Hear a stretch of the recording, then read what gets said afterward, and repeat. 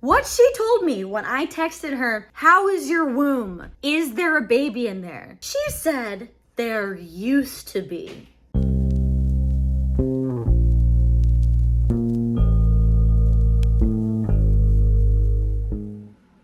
Today is an impossibly sad day. I woke up this morning and opened up my phone, started scrolling through Instagram like a girl does on a Friday morning, and I saw some really endearing photos of Alexandra Madison and her husband, Jon Bouff. I'm not sure how to say his last name, actually. And they have been sharing their pregnancy journey online. They're content creators. They do hilarious skits about married life, life in general. I follow them because they make me laugh and they're just so relatable. So they've been sharing their pregnancy journey. Alex is at 26 weeks. I'm at 20 weeks right now. And so it's been fun to see some internet people who, like if you follow people online, you're like, that's my friend, like you feel like you know these people. And so I'm like, it's crazy how many influencers are about as pregnant as I am right now. And so it's been really fun to follow them. So I'm scrolling through these photos and it's just like a picture of her belly, them near the pool, just them looking like a happy family. And then I read the caption finally, because I am a caption reader, but it took me a while. I was mystified by the photos, and it said something along the lines of, "We are devastated to share that we have lost our baby boy. It was a joy to carry you for 26 weeks. May we meet again." And I was like, no, that is so sad. So sad. And off the bat, I was like, God bless these people for sharing something so personal in such a public manner. That takes balls, And I think that's the fear. Anytime someone does a pregnancy announcement, they wait a long time. And I thought that they had waited kind of a long time too. Like I waited until 12 and a half, almost 13 weeks to even share with my family or any of my friends that I was pregnant. Like nobody knew except for me and baby daddy. And that's because after the first trimester, you're supposed to have a decreased risk of potential miscarriages, significantly decreased. They announced their pregnancy at around 20 weeks, which I just did my social media pregnancy announcement at 20 weeks. And so, they were feeling pretty confident, feeling very excited like they should be, okay? They're starting a family, and why not share that lovely adventure with them? They put out some really hilarious reels about pregnancy. It was a joy to watch. And so off the bat, when I saw this, I was like, damn, that is some real shit. The fact of the matter is, miscarriages are incredibly common, but nobody talks about them. Everybody's just like, you know what? I'm just gonna not tell anybody that I'm pregnant. And then if anything happens, anything bad happens, God forbid, like an unexpected terminated pregnancy, then I can just bear that burden in secret and not have to deal with anybody asking me about it all the damn time, which, fair enough. I have a very close friend, whose pregnancy journey and journey to motherhood helped me learn a lot about miscarriages, how common they are, what that experience is like for women, and so I wanted to talk about it today. I don't know what I thought miscarriages were all about when I was a lot younger and pregnancy was just nowhere near my mind. I don't know if I thought it was just like super rare, but I had a really crass disregard for the topic of miscarriages the majority of my life. So I even recall cracking a couple of jokes to one of my pregnant friends that I used to work with, telling her to be careful not to slip and fall in our work environment because we wouldn't want a miscarriage on our hands. Yikes. Big yikes. Okay, that's some shit I wouldn't even utter that word to a person who is with child because of my newfound education. So I'm going to drop some statistics to you on how common miscarriage is. I've talked about pregnancy viability in some of my other videos, and I've gone more in depth into the statistical odds of you being able to procreate on a certain timeline. But in general, 15 to 20% of pregnancies result in miscarriage. And usually that happens within the first 12 weeks, which is why most people wait until the second trimester to even bring up the fact that they're pregnant. It's usually pretty easy to hide too. That is what I did. By 20 weeks, which is when I didn't think about this, but this is when I naturally felt Like I couldn't hide it anymore. Like I needed to do my social media announcement. And this is when Alex and Jon did their announcement. Like I said, 20 weeks, the chance of miscarriage reduces to 0.5%. It is pretty rare. It is a pretty slim chance that you are going to have a miscarriage, okay? So that's the statistics on that. I have a close friend of mine who,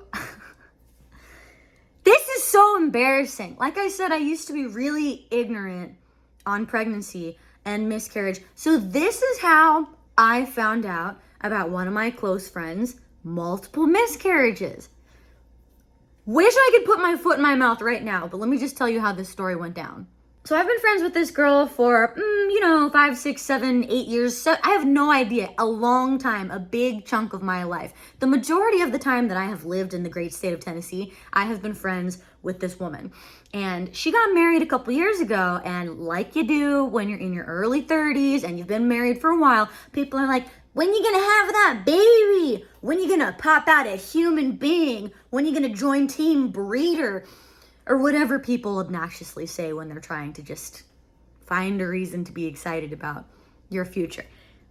I'm guilty of it. I think it's fine. If someone was knocking on my door like, when are you gonna have kids? I'd be like, lol, maybe never, or if, now I'm like, T-minus 140 days, But it's not something that has ever really bothered me. I have to remember, not a lot of things bother me, okay? I am not sensitive about a lot of things that I should be more sensitive about. And it bites me in the ass because when I forget to empathize and when I forget that other people might be different than me, I get myself into situations like this one. So my friend lives abroad, okay? So I message her on the little green WhatsApp and I say, how are you? And she's like, I'm good. And I'm like, how is your womb? Is there a baby in there? That's how I talk to my friends. I thought that would be cute and funny and like maybe a cute little way for me to be like, wink, wink, like, are you guys making babies yet? I thought that was a nice way to ask that question. It turned out to be the worst possible way that I could ask that question, and here is why. What she told me when I texted her, how is your womb? Is there a baby in there? She said, there used to be. There used to be. Of all the things I thought she was going to say to me, I didn't see that coming. I didn't even think that that was a possibility. So now I'm like, God, I'm sure this is not how you wanted to tell me about this. I'm sure this is not how you wanted to tell anybody about this. Maybe you never wanted to tell me. But because I went for this question in such a direct and rude and inconsiderate way, now we're in the middle of this conversation. She is going about her day. She is with her husband. I think they're watching a band. She's sipping on a little cocktail because she's no longer with child. I didn't even know that she was pregnant. She didn't tell anybody that she was pregnant. Come to find out, they've had 2 miscarriages. This was her second miscarriage. And while she was powering along, having a nice positive evening out with her husband, I ruined it with my ill-conceived, poorly formatted, terribly, horrendously worded question. How is your womb? Is there a baby in there? To say that to someone who just had 2 miscarriages back to back, who has been ardently trying to conceive and has had terrible luck. First time mother too. It's not like she already had a kid and then she was experiencing these issues. This was her first time. First time mom, 2 miscarriages off the bat. That is quite a burden. That is quite a lot. But statistically, it's also pretty common. So if my dumb ass would have just known how common that is, I would have thought twice before shooting so straight, being like, hey, tell me about your womb. What's going on in there, girl? I probably would have asked if they had considered having kids. That's about as far as I probably would have gone. By the grace of God alone, no, by the grace of her, ultimately, she was very patient with me, and she kind of shared her story. She's like, yeah, this happened. It's been really hard. We really want to have a kid. It's so discouraging to have to go through this twice. We have not given up hope. I wish you wouldn't ask me about this right now. And I was like, I'm so sorry. I'm such an idiot. And I started like, trying to like de-escalate the conversation. And she was so kind to me and so understanding because she knew that I didn't have any bad intentions. I was just kind of an ignorant shithead that asked a question in a bad way. She loves me. That did not cause any beef between us. She actually told me later that she completely forgot about how I asked the question, and it didn't really like impact her that much. Probably because she had gone through the majority of the grief that she could possibly go through already in private. So before having that conversation with her, I was just gonna, like the second that I got pregnant, I was gonna tell everybody. I was gonna get a blimp. I was gonna get some sky typers, to go into the sky and be like, Tahani is having a baby. Everyone must know. She's 4 weeks pregnant. That was my initial plan. I was going to get straight on the grams and be like, check out this stick I just peed on. There's a baby in me. Wow. And that was my plan because that's my style. Okay? I can see that you can see that that's my style. But after having this conversation, it kind of enlightened me. I was like, maybe I should wait. So I waited until 12 and a half weeks to tell anybody. And I think that was a pretty good choice for me. And now the cat's out of the bag entirely because I've already made my social media announcement. And it feels really great. It feels good. We are more than halfway through the pregnancy. For those of you playing at home, 40 weeks is the length of a regular pregnancy on average. So if you are 20 weeks, you are halfway there. How pregnant are you? 50%. I am halfway to having a human baby on the outside, okay? And at this point, that baby is growing big. Every week, the baby's getting bigger. So 26 weeks for Alex is a really tough time to have to say goodbye to your firstborn, okay? To your first child. And the caption was very encouraging, and it kind of told me a little something about the mindset that they have with this baby and this baby's spirit. And I wanted to talk to you a little bit about my views on miscarriage and on the spirits of babies in general. But before I do, I want to sincerely interject this video, and I want to say a prayer for Alex and John, who are not really my friends, but they are, okay? Like, they don't know me. I don't really know them, but I feel like I know them because they're my internet family. And so to me, they feel like neighbors, So regardless of the fact that they will never see this, I want to say a little prayer because I know that other people feel like this. Everyone who loves those people, and we love them, everyone who loves those people wishes they could do something. Wishes they could hug her, wishes they could hug John, wishes they could send something or say something to them to just encourage them and thank them for sharing and thank them for allowing us to be a part of this journey. And it is an inspiration to see them share candidly and share bravely. And I'm gonna cry if I keep talking about them like this. So we're gonna pray, okay?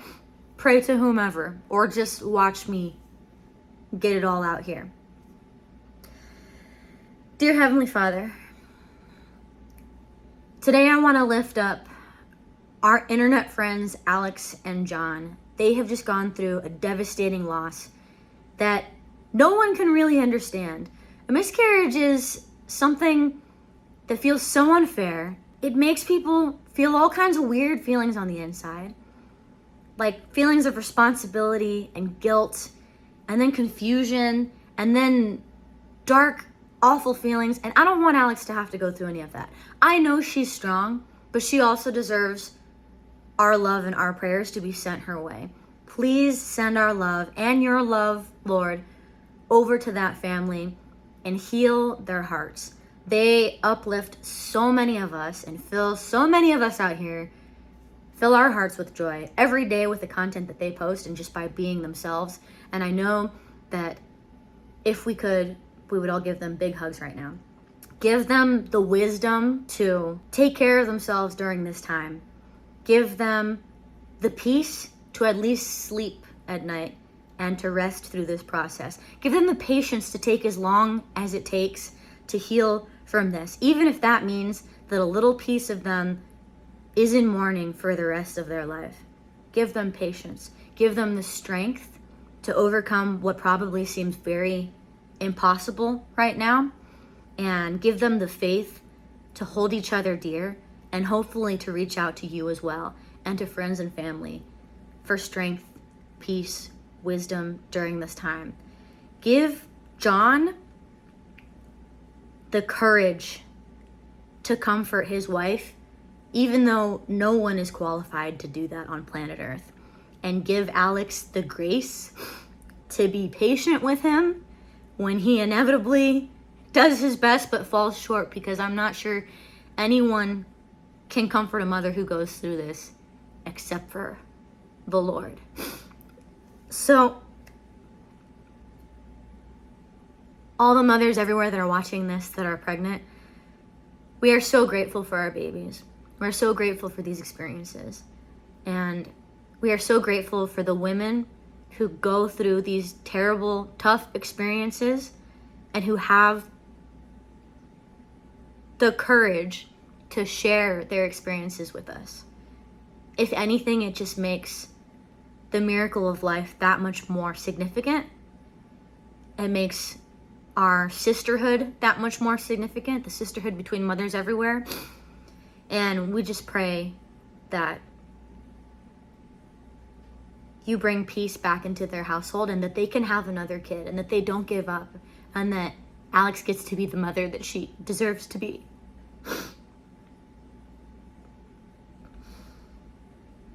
We ask these things in your name. Amen. Oh God. I swear to God, I'm not a YouTube crier, okay? I'm gonna pause for a second. I have not been very emotional this whole pregnancy, but in the past couple of days, oh God, in the past couple of days, I felt my baby kicking. And for me, it's the first door into me being able to feel like he's really listening, like we're really connecting, like he's really got a little personality in there. I feel like our relationship is really starting to form now. And it is so hard for me to keep level-headed and keep calm. I cry when I'm happy. I cry when I think about love. I cry when I think about people being strong.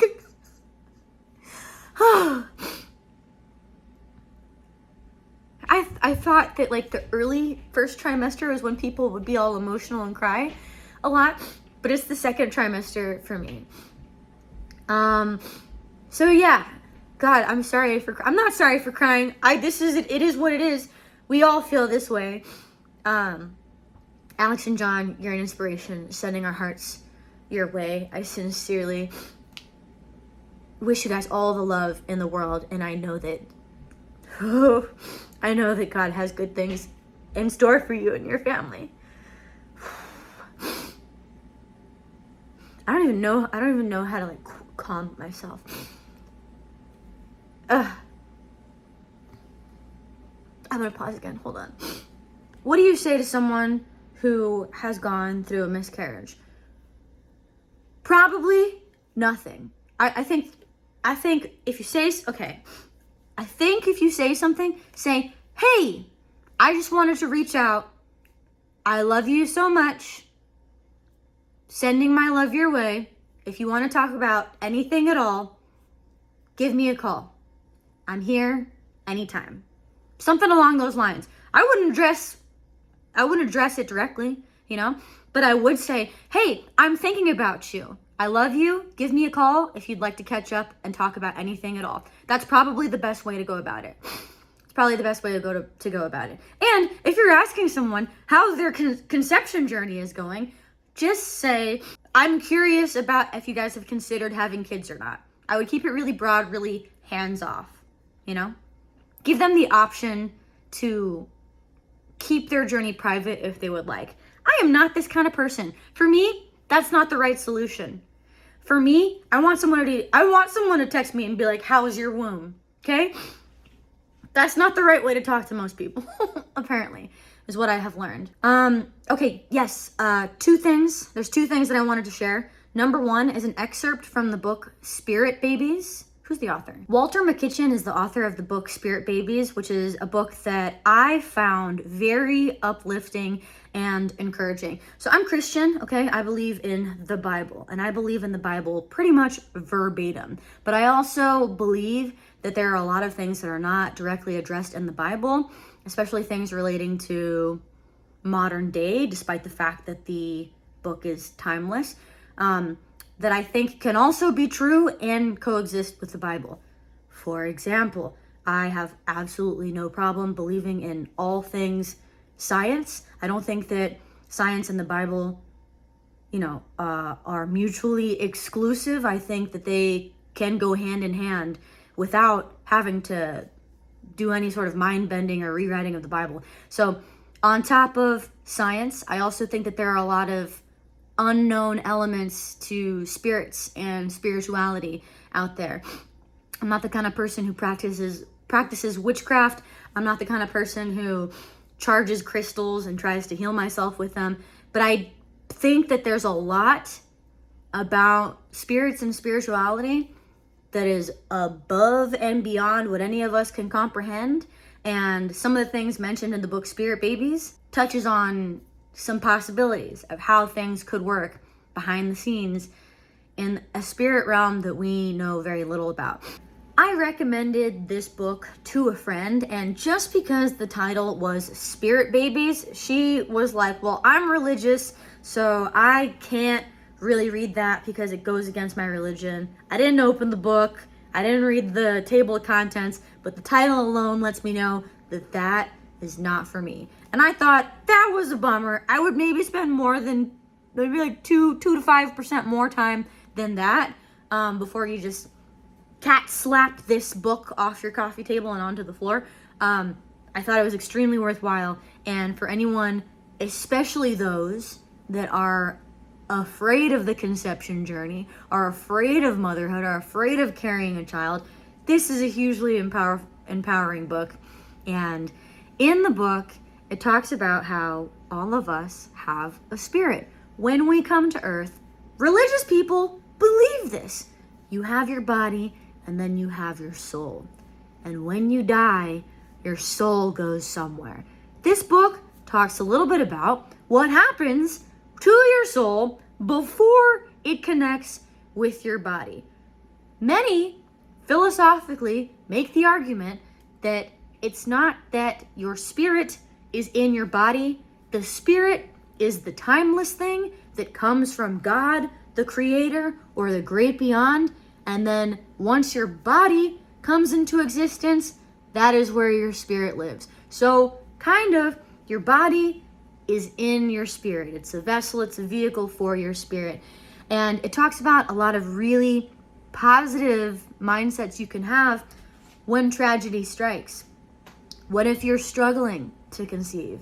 What if you lose a child in the middle of your pregnancy, like so many do?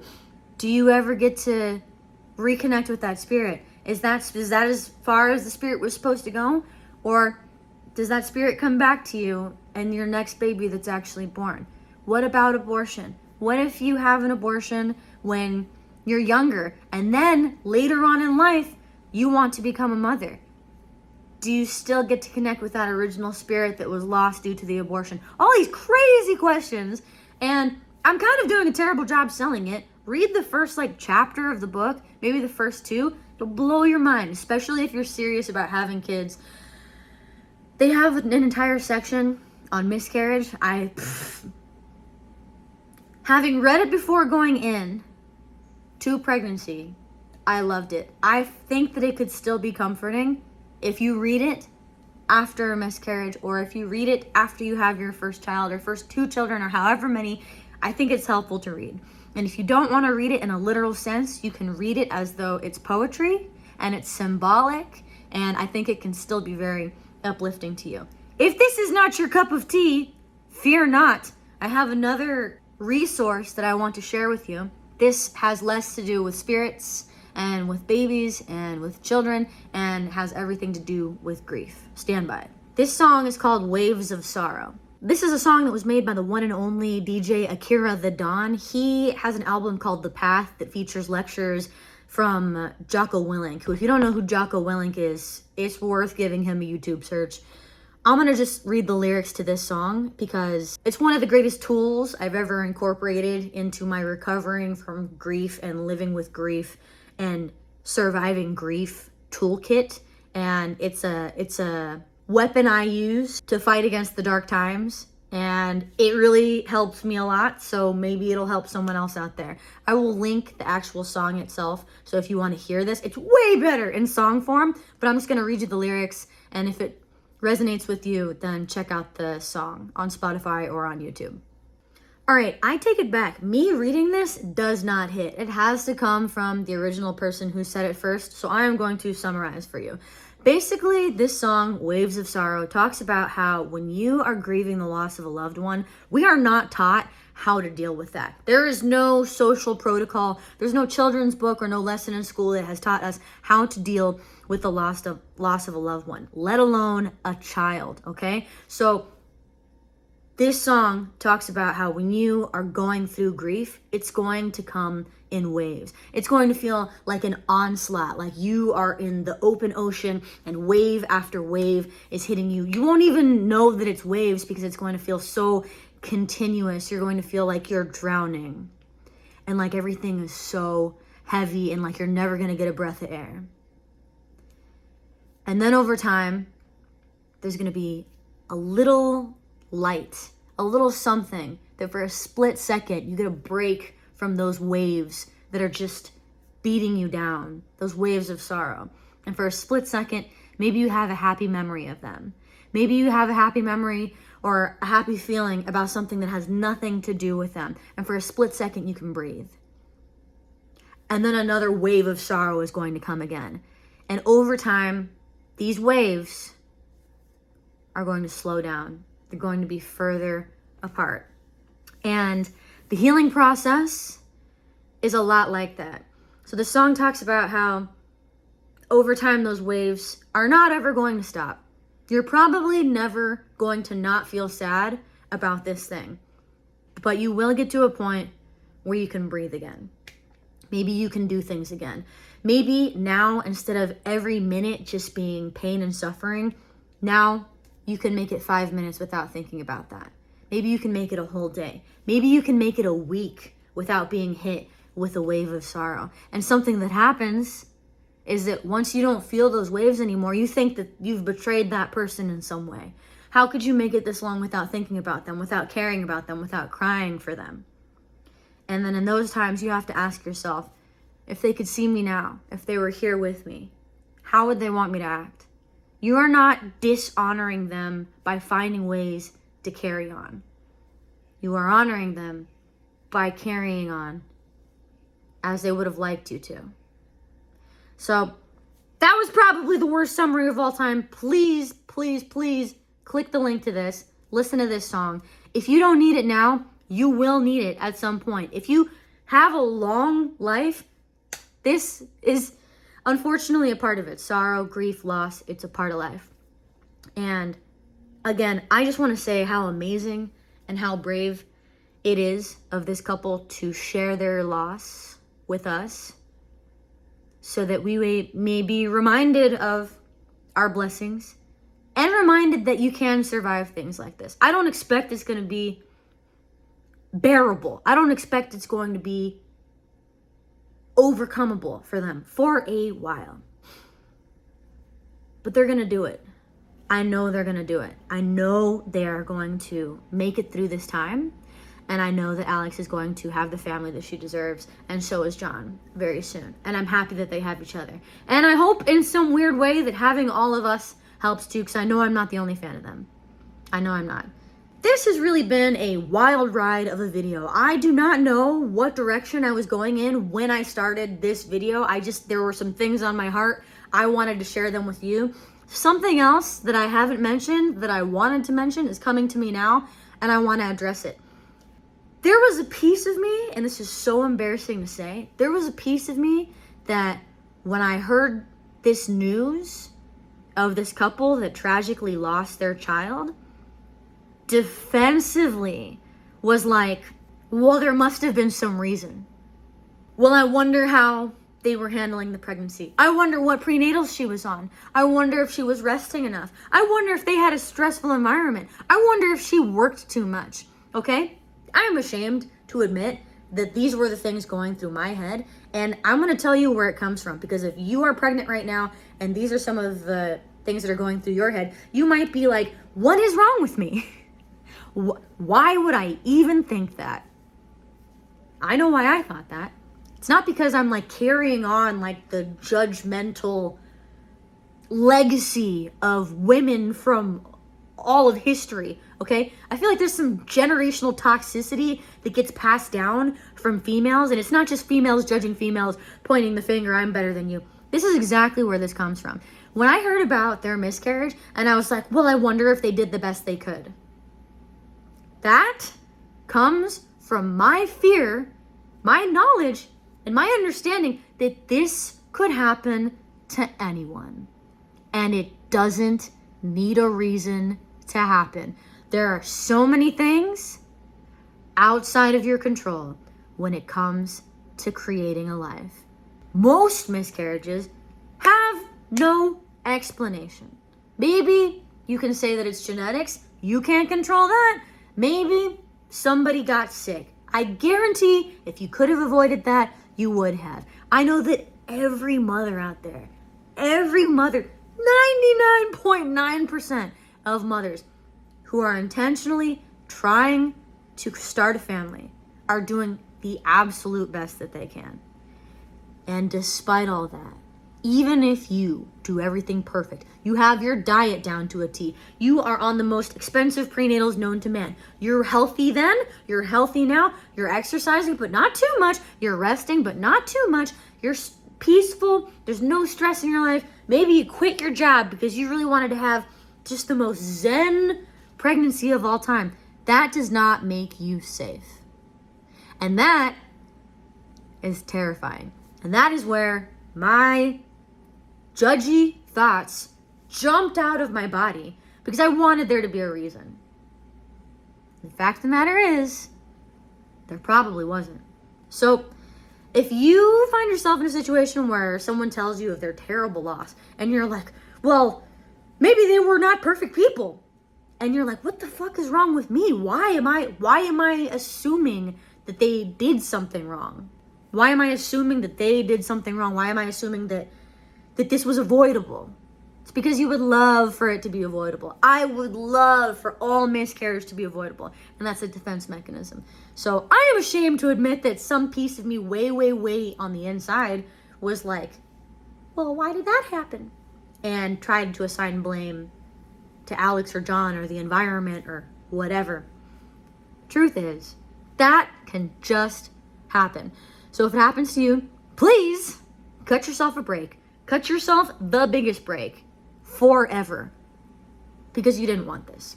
And if this happens to a friend, cut them the biggest break possible and encourage them to not blame themselves. That is an incredible, that 10 to 15% of miscarriages and the 0.5% that just happens after 20 weeks, it just happens. So may we all have grace for ourselves or anyone else going through those situations. Such a bummer that my brain thought that, but I am a mere mortal, and I just wanted to share that little piece of darkness that my brain spit out, because if you have it too, hey, I think it comes from fear. So anyway, I'm really running out of steam on this topic. I prayed, I cried, I shared my toolkit of how to kind of coddle and console yourself during the long grief healing process. I shared a little bit about one of my favorite books about conception and the spirits of humans everywhere, the book Spirit Babies. Definitely recommend you check out that book and that song, Waves of Sorrow by Akira the Don. I'm gonna get out of here because I can't stand to listen to myself talk anymore. I didn't plan on doing this video today. I just felt inspired. once again, Alex and Jon, I love you. I wish you the speediest, most healthful, most coming together, heart healing recovery period of all time. And I pray that you go easy on yourself. And I pray that strength comes from all corners of the universe and just fills you. Strength, peace, grace, wisdom. I wish it all to you guys. So thanks for being my internet friends. Thanks for listening to me rant about this. I am mostly unqualified to be talking about any of this. But hopefully it helps someone out there. So I love you guys all. I'm gonna let you get back to your day. I'm gonna get back to my day. Until next time.